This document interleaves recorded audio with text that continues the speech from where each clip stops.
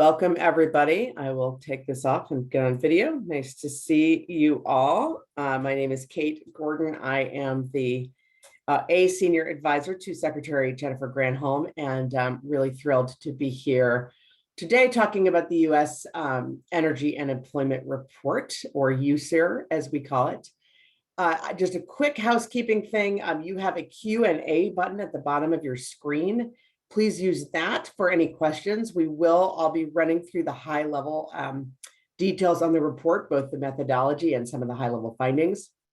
And then I do have some fantastic colleagues here with me for a brief Q&A session at the end. We'll be looking at those questions that you submit. And David Kaiser, who is the main author of the report, who will be jumping on in a minute, Gina Copeland-Newfield, and Hannah Schanzer are all on to help us with questions. They're all from our Office of Policy and really the driving force behind this report. So I'm going to go back again and share my screen, and we'll get started.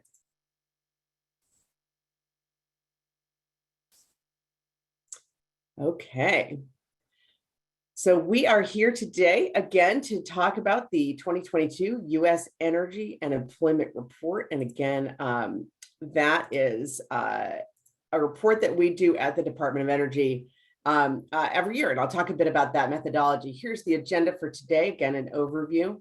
We're going to talk a bit about why this is so important, the methodology, the summary of key findings, some state level data, and looking ahead. And just before we jump in, I did want to say, just how important it is to think about these economic issues that are part of our transition to a clean energy economy. We really are in the middle of a kind of a fundamental evolution of the energy sector that is progressing with bumps and leaps and bounds in some cases, bumps in others, but it really is a fundamental shift. And one of the most important things about that shift, as the secretary always likes to say, is jobs, jobs, jobs. What kinds of jobs are being created, in what industries, what kind of job quality, who is getting those jobs? We are laser focused here at the department on not only that transformation of the economy, but also, again, what kind of economic impacts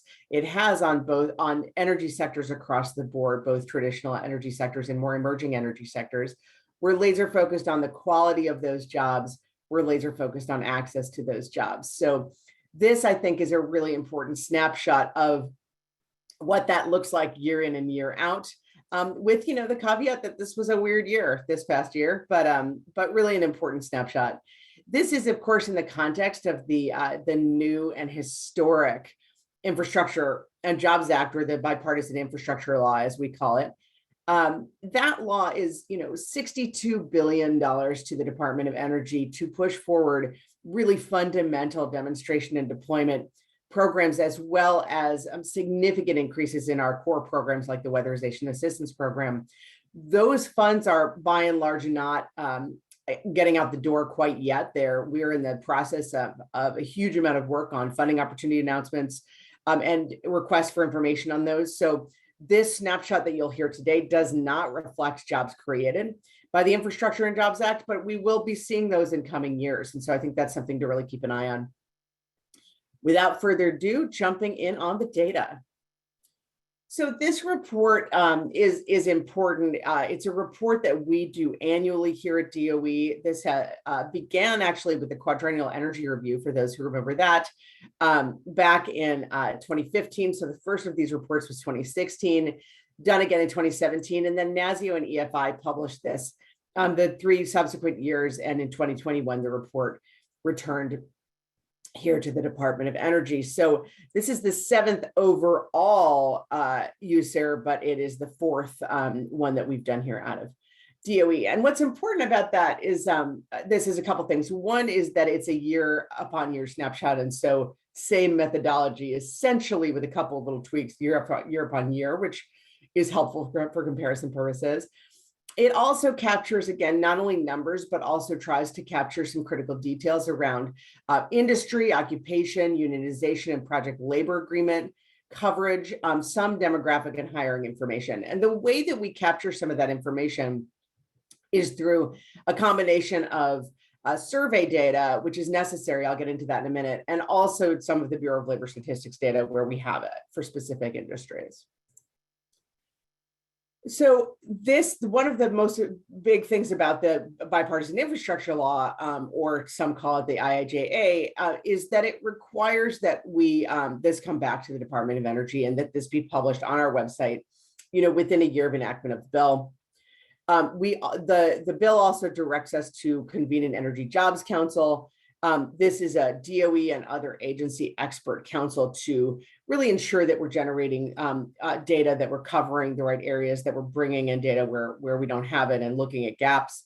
That council was convened for the first time ever at the beginning of June with participants from the Department of Transportation, Labor, Commerce, EIA, and others. So that's an exciting new part of this as well. And that council will continue to exist to oversee the bill. So how did we do it? What's the methodology? Folks are interested in that. Certainly was. This is where I asked the most questions when I got everything on USEER. So importantly, for those of you who work in this space, which I bet is many of you, you will know that not every facet of the energy economy is reflected in the North American Industry Classification System, or NAICS codes. The industries that have been around the longest tend to be reflected. So coal mining, oil and gas extraction are reflected in those codes with codes of their own. However, even those codes don't fully capture all activities. So they tend to capture the very direct jobs, not necessarily those indirect jobs, engineering contractors, accountants, attorneys, et cetera, who are in fact part of those industries and whose jobs are directly dependent on investment in those industries. Beyond that, emerging sectors, renewable energy sectors, wind and solar, for instance, are not captured with their own codes in the NAICS codes. And so some of the work to put together this report is done, through kind of tried and true methodology of combining codes, and then some of it is with really important survey data. Survey data has kind of consistently been one of the best ways to capture information about those industries that don't have their own NAICS codes. Excuse me. And so that survey data, so there's a combination of surveys and BLS quarterly census of employment and wages, about 35,000 responses to the 2022 report in those surveys. And we did, just for disclosure, work with BW Research Partnership in doing this methodology and getting these numbers. So the key findings after all of that, the combination of NAICS codes, BLS data, and survey data. Number one, and really most important, is the energy sector experienced positive growth from 2020 to 2021 across all sectors and outperformed job growth in the economy as a whole.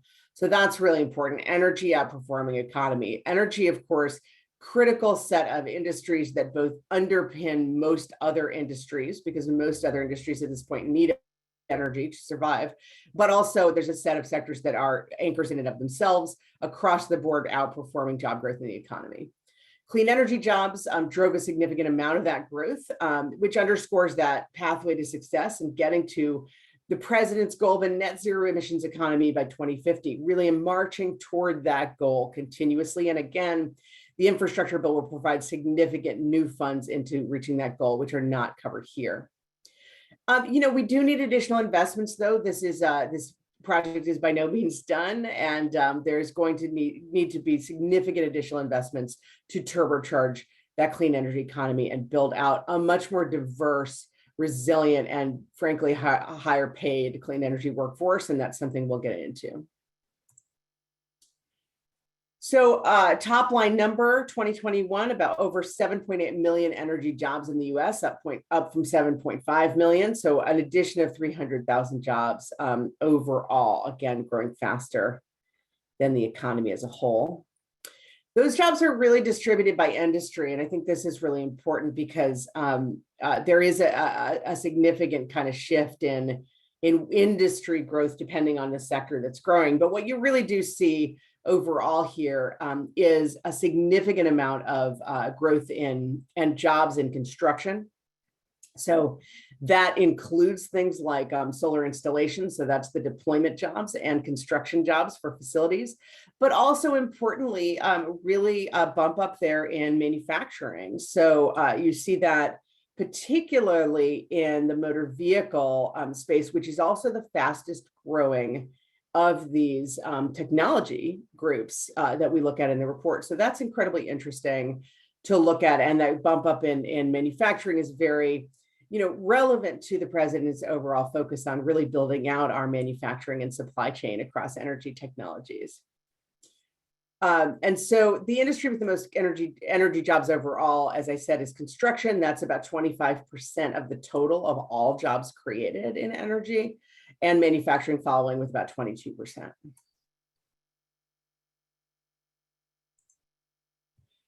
You saw this in the last slide, but bears repeating that all the technology groups here that we cover, except for fuels, grew in 2021.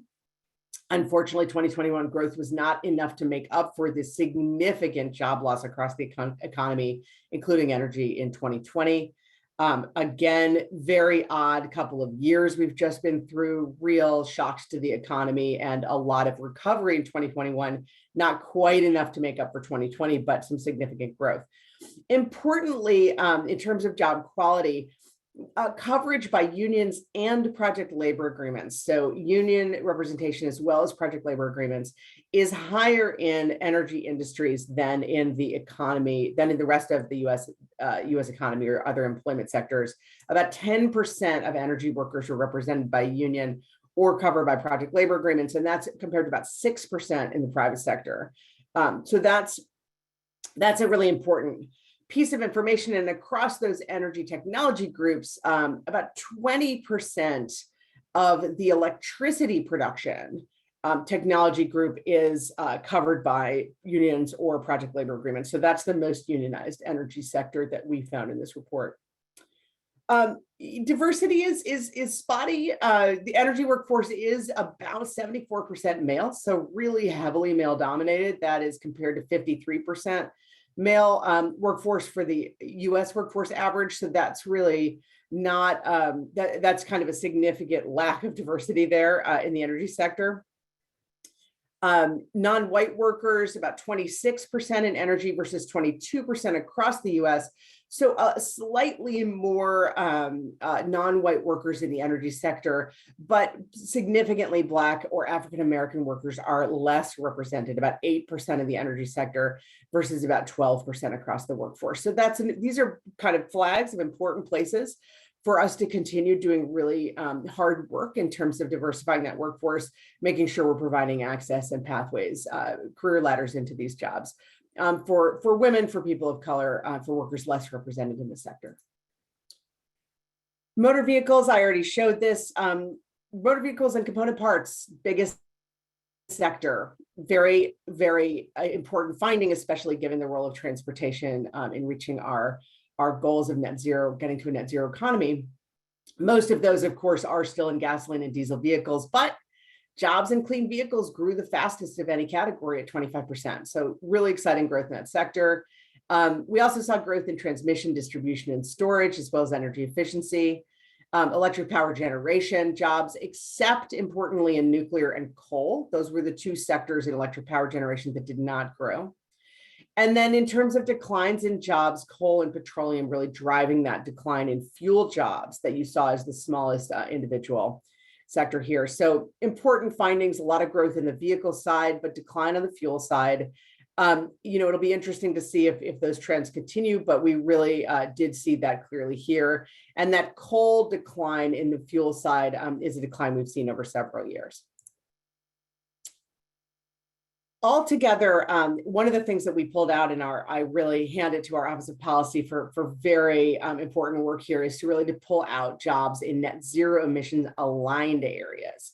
Those are areas, again, not pulled out separately by NAICS codes, not pulled out separately in most of the data, but there's a set of jobs or subsector technologies here that really drive toward that net zero emissions goal. And jobs in those areas made up about 40% of total energy jobs. And just so you know what those are, those are really jobs related to renewable energy, grid technologies and storage, traditional transmission and distribution, except for fossil fuel technologies, nuclear, energy efficiency, biofuels, hybrid. I'll give you a slide on the next one, so you don't have to memorize that list, but it really is a subset of those technologies that is specifically kind of driving toward that net zero aligned future. And here is a good snapshot of what those look like.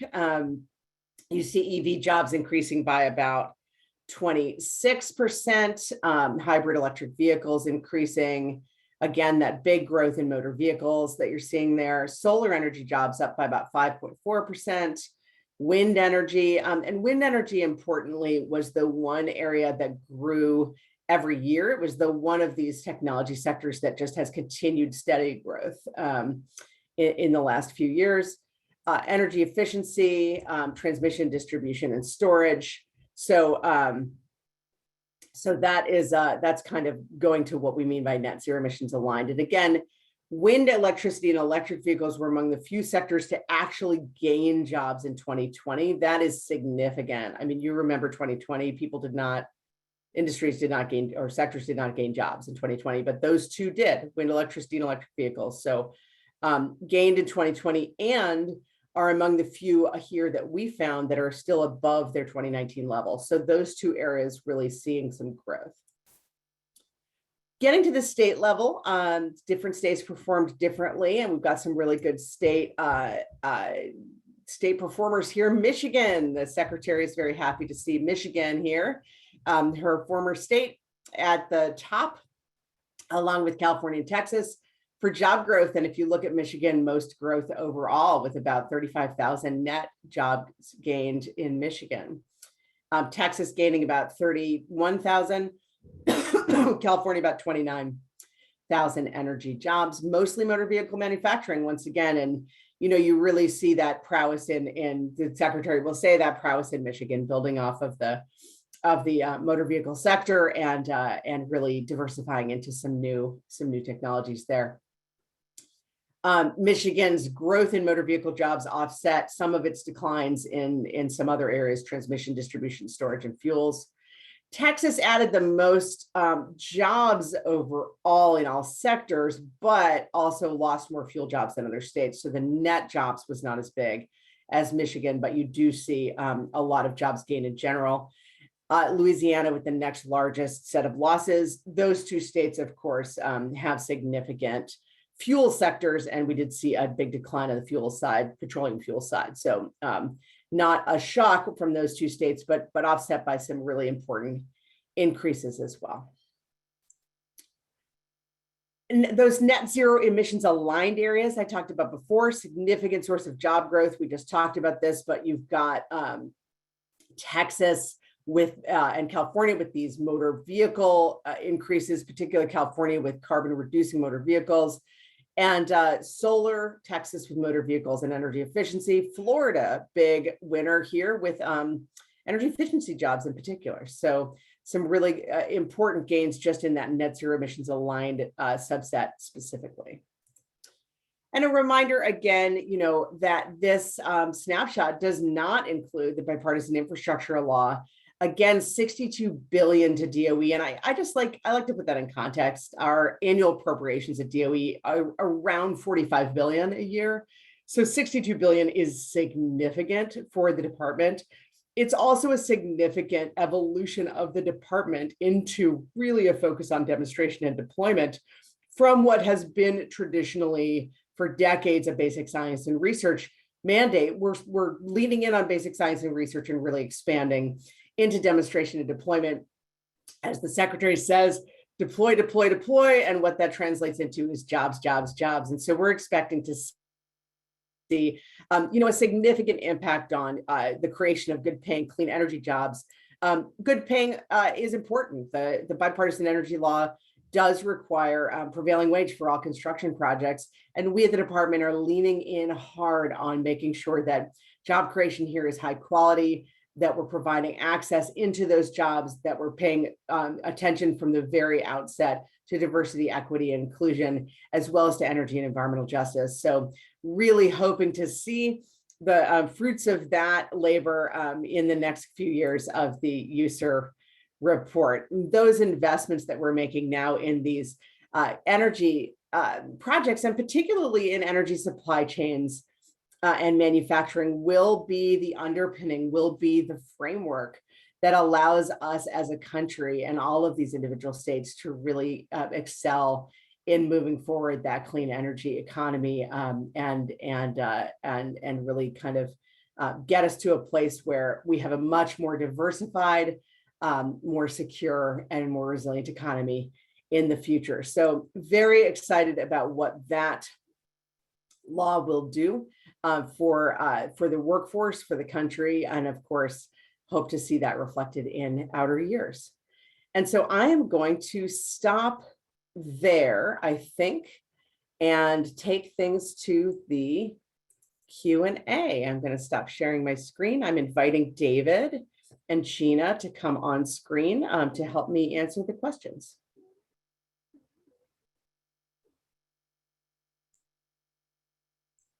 There's David.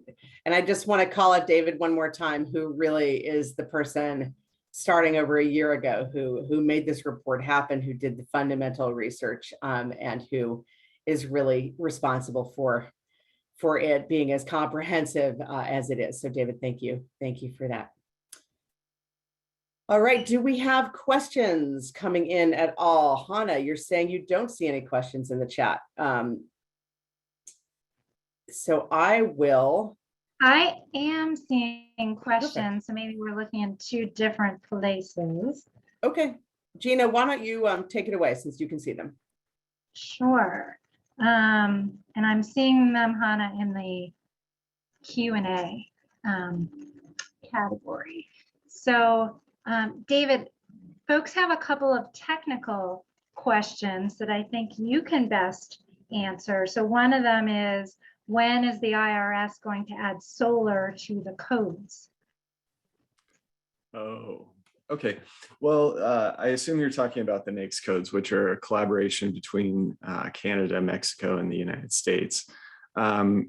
Technically, solar electric power generation is in the codes. The big issue with it is that when companies enter in their employment numbers to the Bureau of Labor Statistics, those are for unemployment insurance and filings, and those are based on a business's primary activity. And so if, for example, you're a utility and you have a utility scale solar operation, for example, if the majority of your activity is natural gas, you would classify 100% of your employment as natural gas, even though you have more than one technology being deployed. And so that's the biggest issue there.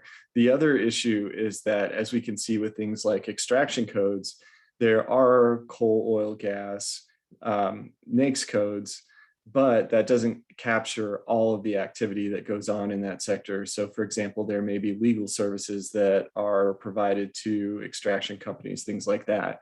Those are still accurately classified, they just aren't classified in terms of what those contract providers are actually, what technology space they're operating in. And so I hope that answers that question. And David, just I think one of the important things about what David just said is that you saw from those slides that a lot of the growth here is in construction. Construction is an industry where many people who work in the industry do multiple different kinds of jobs. So it's unlike, so if you work in a coal plant and that's your full-time job and you're covered by union and it's day in and day out for years, many construction folks are doing solar one day and something else the next day. So it's a little harder to capture sort of in a snapshot sometimes those jobs. But I think David pointed out that there's been a lot of work that's gone into doing that. And I think that this is as good as anything in terms of capturing that workforce.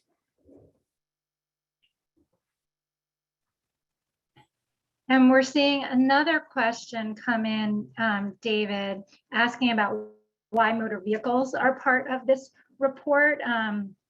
So if you could talk to a little bit of the history there of adding them in, and then also a sense of why we're adding in motor vehicles and not other transportation arenas such as planes, maritime, et cetera.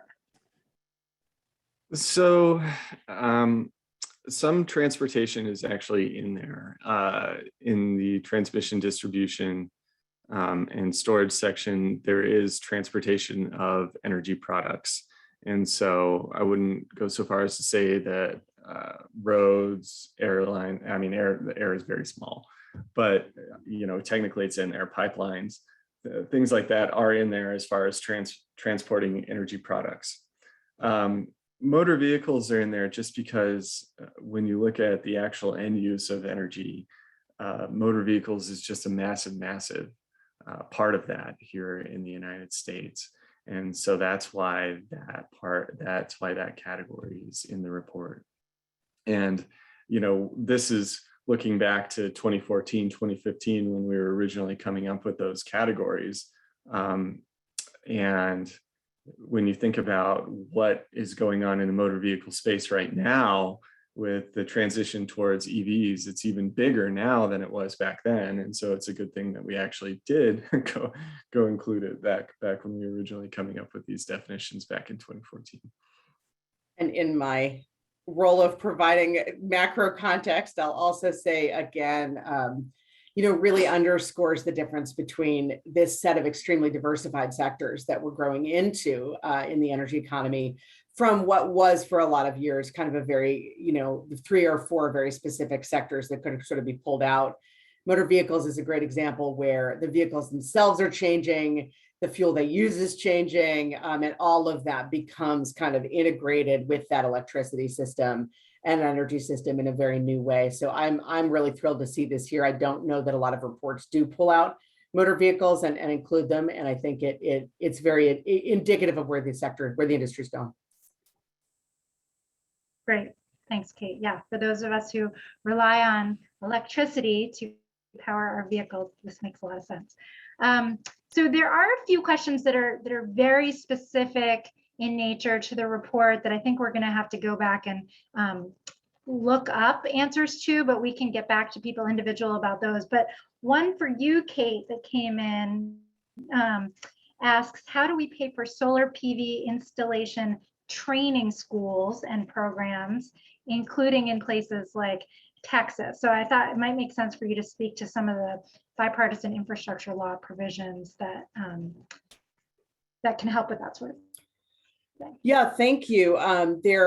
That's a great question. And workforce training is a really important part of this conversation. I mean, again, as we're seeing a real evolution in the energy economy, that will mean a lot of different types of skills. And what you really saw there is a significant growth in construction, which we did find in the survey part of the report. A number of these technology companies are having a hard time finding workers in construction. It's a very fast growing industry with a lot of competition for jobs. And also some of the jobs we're talking about have a new set of skills that some of those employers are just not seeing workers out there right now on the construction bench who have those skills. So that training piece is critically important as we're ramping up, especially in these renewable energy sectors. The bipartisan infrastructure law does provide significant, and Gina, you'll have to remind me about the numbers because I don't have them in front of me, but significant new dollars for workforce programs, actually dollars for a lot of direct work in energy efficiency, particularly the weatherization assistance program, the energy efficiency conservation block grant program, but also dollars for the workforce training itself. And that training can be done in a variety of ways. A lot of states rely on existing community college programs that are already focused on construction, but they will add in modules or certification for these specific industries as they see growth in those industries. Many states rely on collaborations with apprenticeship programs run through the unions, which have the huge advantage of paying workers while they're in the program. And so for many workers, that's just critically important to be able to get wages while learning.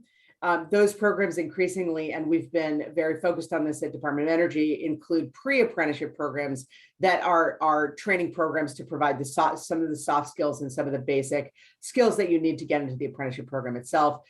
Those exist in many states again already and are being tweaked or built on partially through money in the bipartisan infrastructure law. And Gina, I don't know if you have it in front of me, but I can't remember the amounts in the law. I can look it up during the next question and get back to you, but I don't have it in front of me. Yeah, let's look that up and get back to folks about that. I am not seeing any other questions in the Q&A aside from some very detailed ones that we're going to have to get back to people on. So I guess I'll invite the audience, if you have other questions, to put it right there in the Q&A. Well, and David, maybe this is a question for you, since our audience is shy. We're certainly, I think, all excited to see how the bipartisan infrastructure law starts to be seen in these reports. What's your sense of timing, sort of, on those numbers, or on, how do you think that's going to start showing up? Are we going to see impacts as soon as next year, or will it be, in a couple of years out? Or Gina, maybe that's for Gina.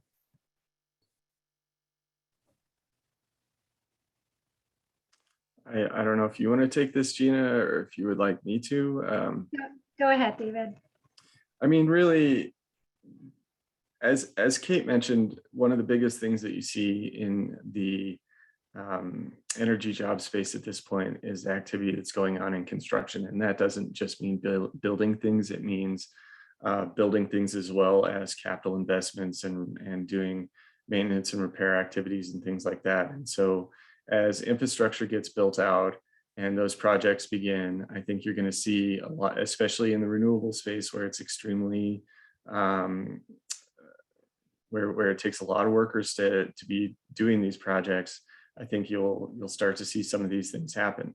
The big question is that that's not all of energy jobs, and this is something that we may look into in the future, is that you may start to see some of the impacts from that, but then there's also impacts from attrition and things like that, where there's still positions being created, positions being filled, even though you don't necessarily see those happening in the energy jobs numbers. And so I think we'll start to see some of that happen here soon, but there's just, there's a lot that's going on behind the scenes. Yeah, and I would add to that, that we did see in the report that across the board, employers reported in 2021 that they had trouble attracting enough workers. And we'll see if that was, a blip in 2021, because it's been a weird time, because we're already seeing some significant shifts here in 2022 in various directions. But I think that just really speaks in part to the need for more training programs and workforce development programs, which are included in the infrastructure law, but there'll be a need for additional programs as well. And I am doing multitasking, just trying to get on those numbers on workforce development. And I think what I do know is that we have about 10 million for career skills training grants for clean energy job fields through DOE. So that was part of the bipartisan infrastructure law, as well as something I want to call out, which is a 5 million. We have 5 million specifically for transportation workforce. And one of the things that we're looking at with that 5 million is particularly the battery workforce. This is something that is a key priority for the president and the secretary, building out our battery supply chain here in the US. We're very dependent right now on other countries for that supply chain, and batteries just underpin so many of the technologies we've been talking about. Building out that battery workforce here in the US is going to take kind of a coordinated approach. And we're looking at something that I know some of you in the States know, which is the sort of the high road training partnership approach, where we're really working in collaboration with employers and with the labor unions and other providers that have been really upskilling folks for these types of jobs to figure out where the growth is, where the jobs will be, what kinds of skills are actually needed, and start to really do kind of a coordinated approach on that training. So that battery workforce training is going to be a kind of a signature, I think, for us in the coming years, and something to keep an eye on.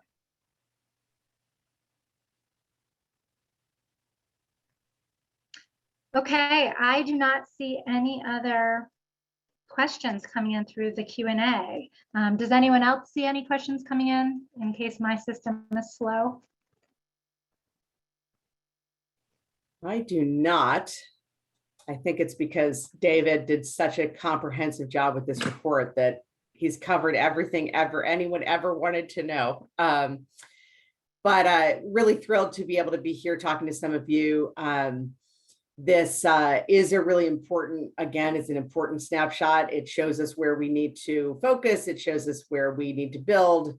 And the fact that it's been around for 7 years and similar methodology means that you can actually do comparisons, which isn't always true with these jobs reports. So really a useful tool in the toolbox for all of us who are focused on building out this new economy, making sure it's done in a way that's equitable, creating those high quality jobs, really creating them everywhere, and building on existing infrastructure and workforce skills to make sure that we're doing the best we can here. So excited to be able to share the report, to see all of you on the call. And thanks again to my colleagues in Office of Policy who really have been phenomenal on pulling this together. And with that, I think we will say goodbye. Thank you all. Thanks, everyone.